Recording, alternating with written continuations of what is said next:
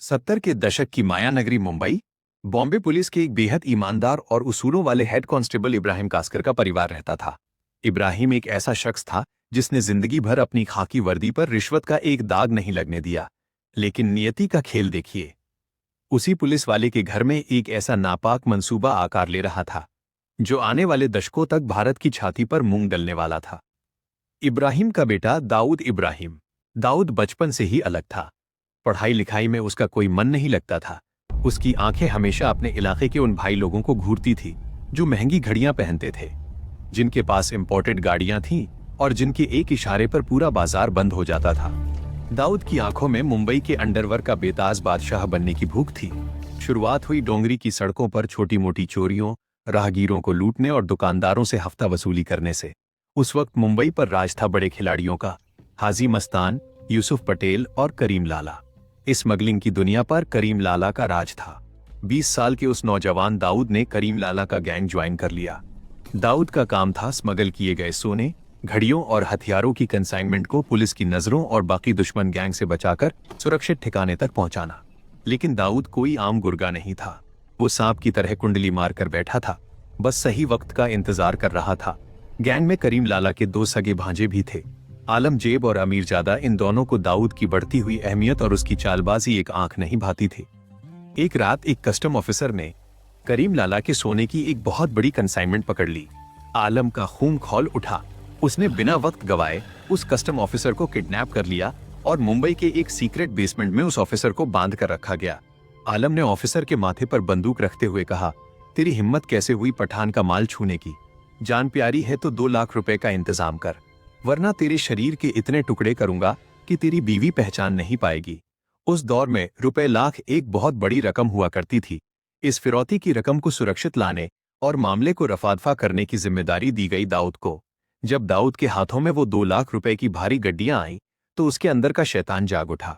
दाऊद की नीयत पूरी तरह डोल गई। उसने एक बहुत बड़ा हिस्सा अपने पास छुपा लिया और एक छोटी सी रकम जाकर आलमजेब को दी। क्या है ये? बाकी का पैसा कहाँ है दाऊद? आलमजेब ने सवाल किया। दाऊद ने जवाब दिया, भाई वो लोग इससे ज्यादा का इंतजाम नहीं कर पाए। पुलिस और कस्टम का भी भारी लफड़ा हो सकता था, इसलिए जो मिला मैं ले आया। हालांकि जब पठान भाइयों ने अपने सीक्रेट सोर्सेज और खबरी नेटवर्क से पता किया तो उन्हें पता चला कि पैसा पूरा दिया गया था। दाऊद की इस गद्दारी ने करीम लाला के दरबार में भूचाल ला दिया। दाऊद को बीच महफिल में दर्जनों गैंगस्टर्स के सामने घसीट कर लाया गया। उसे पीटा गया। लातों, घूसों और डंडों से उसकी ऐसी हालत कर दी गई कि वो अपने पैरों पर खड़ा नहीं हो पा रहा था। उसे गैंग से धक्के मारकर बाहर निकाल फेंका गया। दाऊद ने उसी रात तय कर लिया था कि वो अब किसी के लिए काम नहीं करेगा, वो खुद अपनी गैंग बनाएगा। उसने अपनी खुद की सिंडिकेट डी कंपनी की नींव रखी। उसने अपने भाइयों साबिर, इकबाल, अनीस और नूरा को अपने साथ मिलाया। अब वो सिर्फ स्मगलिंग नहीं कर रहा था, वो एक पूरी की पूरी पेशेवर फौज तैयार कर रहा था।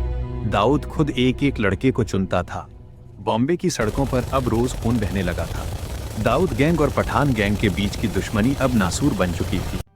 अंडरवर्ल्ड के पुराने डॉन जैसे हाजी मस्तान और यूसुफ पटेल समझ चुके थे कि अब हवा का रुख बदल रहा है। ये नई पीढ़ी खून बहाने से गुरेज नहीं करती।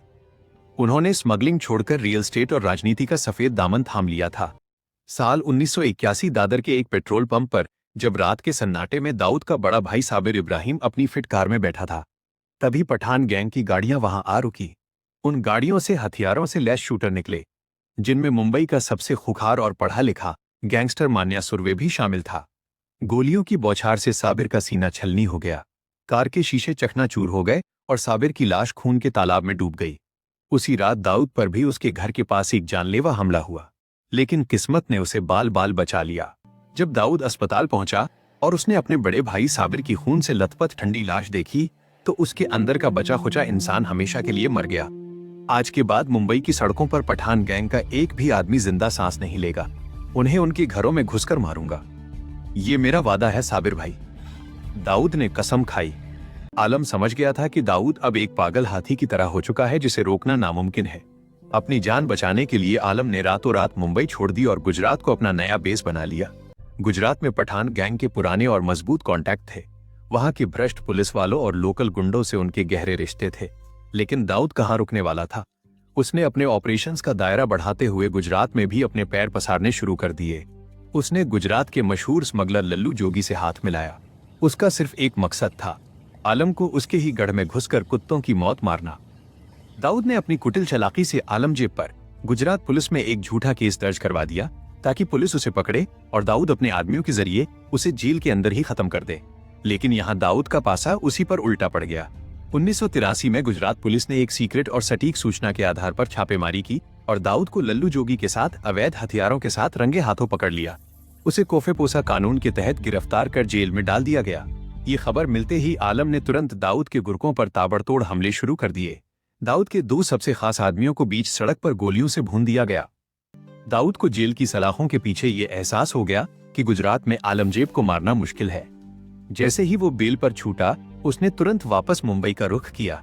अब दाऊद एक मौके की तलाश में था और वो मौका उसे मिला 6 सितंबर 1983 को। आलमजेब का भाई अमीर जादा को एक पुराने आपराधिक केस के सिलसिले में मुंबई के सेशन कोर्ट में पेश होना था। दाऊद जानता था कि ये काम कोई आम जाना पहचाना शूटर नहीं कर सकता, क्योंकि पुलिस हर चेहरे को जानती थी। इसके लिए उसने अंडरवर्ल्ड के उभरते सितारे बड़ा राजन की मदद ली। राजन ने एक दुबले पतले बेहद कम उम्र के लड़के डेविड परदेसी को चुना। डेविड दिखने में किसी कॉलेज जाने वाले सीधे साधे लड़के जैसा था। कोर्ट रूम खचाखच भरा हुआ था, भारी पुलिस बंदोबस्त था। जज अपनी कुर्सी पर बैठे थे और अमीर जादा कटघरे में खड़ा था। तभी भीड़ के बीच से डेविड परदेसी धीरे धीरे बिना किसी घबराहट के कटघरे के करीब पहुंचा। उसकी उम्र और मासूम चेहरे को देखकर किसी भी पुलिस वाले ने उसे रोकने या चेक करने की कोशिश नहीं की। अमीर जादा दाऊद भाई ने अपना आखिरी सलाम भेजा है। डेविड ने अपनी पैंट के अंदर से रिवॉल्वर निकाली और पलक झपकते ही जज के सामने भरे कोर्टरूम में अमीर जादा के सीने में दनादन गोलियां उतार दी। कोर्टरूम में चीख पुकार और भगदड़ मच गई। अमीर ज्यादा वहीं ढेर हो गया। पुलिस ने तुरंत झपटकर डेविड को पकड़ लिया, लेकिन दाऊद जो संदेश देना चाहता था वो पूरे भारत के अंडरवर्ल्ड और पुलिस महकमे तक पहुंच चुका था। दाऊद के ऊपर उस वक्त कई गंभीर आपराधिक मामले चल रहे थे। 1970 के एक रॉबरी केस में उसे 4 साल की जेल की सजा भी सुनाई जा चुकी थी, लेकिन वो बेखौफ बाहर घूम रहा था। 1984 में जब दाऊद के महंगे वकीलों ने एक नए केस में उसकी एंटिसिपेटरी बेल की अर्जी सेशन कोर्ट में लगाई, तो सरकारी वकील ने कोर्ट रूम में चीखते हुए कहा था, माय लॉर्ड, ये आदमी कोई आम मुजरिम नहीं है, ये एक खूंखार क्रिमिनल है। ये बेल पर बाहर है और बेल पर रहते हुए इसने खुलेआम 5 नए संगीन जुर्म किए हैं। इसकी जगह सिर्फ और सिर्फ कालकोटरी है। इसे किसी भी कीमत पर जमानत नहीं मिलनी चाहिए। लेकिन हमारे सिस्टम की दीमक इस कदर फैल चुकी थी और उस दौर में जेल नहीं बेल की नीति का ऐसा दुरुपयोग हो रहा था कि दाऊद को फिर से जमानत मिल गई। दाऊद अब पूरी तरह समझ चुका था कि इस सिस्टम को, इसके पुलिस वालों को और इसके वकीलों को कैसे खरीदा जा सकता है। उसने बड़े बिल्डरों, बिजनेसमैन और फिल्म प्रोड्यूसर्स को किडनैप कर भारी मात्रा में एक्सटॉर्शन शुरू कर दी। उसने ये सारा काला धन रियल स्टेट और बॉलीवुड में लगाना शुरू किया। लेकिन वो ये भी जानता था कि मुंबई पुलिस के कुछ जांबाज अफसर अब उसके खून के प्यासे हो चुके हैं और सुप्रीम कोर्ट का फंदा कभी भी उसके गले में कस सकता है। 1985 के अंत तक जब आखिरकार सुप्रीम कोर्ट से दाऊद के खिलाफ अरेस्ट वारंट जारी हुआ, तब तक बहुत देर हो चुकी थी। दाऊद इब्राहिम हमेशा के लिए भारत से फरार होकर दुबई पहुंच चुका था। लोगों को लगा कि अब डी कंपनी का पतन हो जाएगा, लेकिन दाऊद ने दुबई में बैठकर अपने सिंडिकेट को एक मल्टीनेशनल कॉरपोरेशन की तरह चलाना शुरू कर दिया। बड़े बड़े पॉलिटिशियन, बिजनेसमैन और बॉलीवुड के नामी सितारे जब भी दुबई जाते तो दाऊद के दरबार में हाजिरी लगाना नहीं भूलते थे। उसी दौरान फिल्म मैगजीन्स में ये अफवाहें भी उड़ने लगी कि दाऊद का बॉलीवुड की एक बहुत मशहूर और खूबसूरत एक्ट्रेस के साथ अफेयर है और उनकी एक बेटी भी है। दुबई में बैठकर भी मुंबई पर दाऊद की पकड़ जरा भी ढीली नहीं हुई थी। उसने भारत के हर बड़े स्टेट में अपने एजेंट्स, हिटमैन और शार्प शूटरों का एक बड़ा नेटवर्क खड़ा कर लिया था। रोमेश शर्मा जैसे पॉलिटिशियन से लेकर अहमदाबाद के खूंखार गैंगस्टर अब्दुल लतीफ और यूपी के किडनैपिंग किंग बबलू श्रीवास्तव जैसे लोग अब दाऊद के इशारों पर नाचते थे। मुंबई में दाऊद का सारा काम उसका एक बेहद खतरनाक गुर्गा रमायक संभाल रहा था। रमा नायक ने दाऊद के इशारे पर कई लोगों को मौत के घाट उतारा और धीरे धीरे वो खुद को मुंबई का असली बॉस समझने लगा। वही दाऊद ने भांप लिया कि रमा नायक की बढ़ती ताकत भविष्य में उसके लिए एक बहुत बड़ा खतरा बन सकती है। दाऊद ने रमा को खत्म करने के लिए एक बेहद शातिर चाल चली। रमा नायक का एक राइट हैंड था बाबू रेशम। दाऊद ने पुलिस के अपने घूसखोर सूत्रों का इस्तेमाल करके पहले बाबू रेशम को पुलिस लॉकअप में बंद करवाया और फिर दाऊद ने अपने दूसरे वफादार गुर्गों को भारी पैसा देकर पुलिस लॉकअप के अंदर ही बाबू रेशम का बेरहमी से कत्ल करवा दिया। इसके तुरंत बाद दाऊद ने दुबई से रमा नायक को फोन किया। रमा बाबू को महेश ढोलकिया ने पुलिस से मिलकर मरवाया है, उसे छोड़ना मत। महेश ढोलकिया एक बड़ा होटलियर था। रमा नायक जो अपने साथी की मौत से बदले की आग में अंधा हो चुका था, उसने बिना कुछ सोचे समझे अपने साथी अरुण गौली के साथ मिलकर महेश ढोलकिया को दिन दहाड़े मौत के घाट उतार दिया। लेकिन कुछ समय बाद जब रमा को अंडरवर्ल्ड के सूत्रों से सच्चाई पता चली कि महेश ढोलकिया बेकसूर था और बाबू रेशम की हत्या की पूरी साजिश दाऊद इब्राहिम ने ही रची थी, तो वो भड़क उठा। रमा नायक ने बगावत कर दी। उसने दाऊद के उन बिल्डरों और व्यापारियों को पकड़ पकड़ कर लूटना और पीटना शुरू कर दिया जो डी कंपनी को प्रोटेक्शन मनी देते थे। अब से दाऊद को एक पाई का हफ्ता नहीं जाएगा। दुबई में बैठा वो भगोड़ा अब मुंबई का बॉस नहीं है। मुंबई का बाप अब मैं हूं, रमा ने खुलेआम ऐलान कर दिया। रमा नायक की मौत के बाद उसके गैंग और दगड़ी चोल की कमान उसके सबसे वफादार और खूंखार साथी अरुण गौली के हाथों में आ गई। गौली जानता था कि उसके गुरु को दाऊद ने ही चालाकी से मरवाया है। अब मुंबई की सड़कों पर डी कंपनी और गौली गैंग के बीच एक ऐसा खूनी खेल शुरू हुआ जिसने पूरे शहर को दहलाकर रख दिया। गवली ने सबसे पहले दाऊद के मुंबई के ऑपरेशन संभालने वाले मैनेजर सतीश राजन को मरवा दिया। ये दाऊद के लिए एक बहुत बड़ा झटका था। बौखलाए हुए दाऊद ने गवली के खास आदमी अशोक जोशी और उसके पूरे गैंग को एक साथ खत्म करवा दिया। अरुण गौली ने अब दगड़ी चोल को एक किले में तब्दील कर दिया और अपनी फौज खड़ी करनी शुरू कर दी। उसने बेरोजगार और भटके हुए युवाओं को भारी पैसा देकर अपने गैंग में शामिल किया। उसने दगड़ी चोल के अंदर ही साउंड प्रूफ शूटिंग रेंज बनवाई जहां इन लड़कों को AK-47, स्टीन गन और आधुनिक हथियारों को चलाने की कड़ी मिलिट्री जैसी ट्रेनिंग दी जाने लगी। गवली ने दाऊद के मैनेजर महेश चौड़िया को किडनैप किया और उसे बेरहमी से मार डाला। दाऊद ने पलटवार करते हुए गवली के सगे भाई किशोर गवली की हत्या अपने हिटमैन महेश कुलकर्णी से करवा दी। 1992 में अरुण गवली के खतरनाक शूटर शैलेश हल्दनकर ने दाऊद के जीजा इस्माइल पारकर का कत्ल कर दिया। दाऊद के लिए ये उसके घर, उसके परिवार पर सीधा हमला था। उसकी बहन विधवा हो गई थी। दुबई में बैठे दाऊद ने अपने सबसे खास और जांबाज शूटरों को ऑर्डर दिया, मुझे हल्दनकर मुर्दा चाहिए, चाहे वो कहीं भी छुपा हो। शैलेश हल्दनकर उस वक्त एक पुराने हमले में घायल होने के कारण मुंबई के JJ हॉस्पिटल में भारी पुलिस सुरक्षा के बीच भर्ती था। दाऊद के शूटर, जिनमें सुभाष सिंह ठाकुर और सुनील सावंत शामिल थे, AK-47 लेकर सीधे अस्पताल में घुसे। उन्होंने वार्ड में घुसते ही अंधाधुंध गोलियां बरसानी शुरू कर दी। 400 से ज्यादा गोलियां चली। मरीज और डॉक्टर जान बचाने के लिए पलंगों के नीचे छुप गए थे। हल्दनकर को वहीं बिस्तर पर छलनी कर दिया गया और 2 हवलदार भी शहीद हुए। अरुण गवली भी पीछे हटने वाला नहीं था। उसने दाऊद के करीबी राजनीतिक मददगार मौलाना बुखारी की हत्या करवा दी जो दाऊद के लड़कों को पुलिस से बचाता था। दोनों तरफ से रोज लाशें गिर रही थी। खुफिया एजेंसियां हैरान थी कि कैसे एक अनपढ़ आदमी जो अंग्रेजी का एक वाक्य ठीक से नहीं बोल सकता, दुबई में बैठकर 5000 से ज्यादा गैंगस्टरों की एक फौज को एक मल्टीनेशनल कंपनी के CEO की तरह चला रहा है। दाऊद अपने दुश्मनों और गद्दारों के लिए एक क्रूर तानाशाह था जो छोटी सी गलती पर भी मौत की सजा देता था।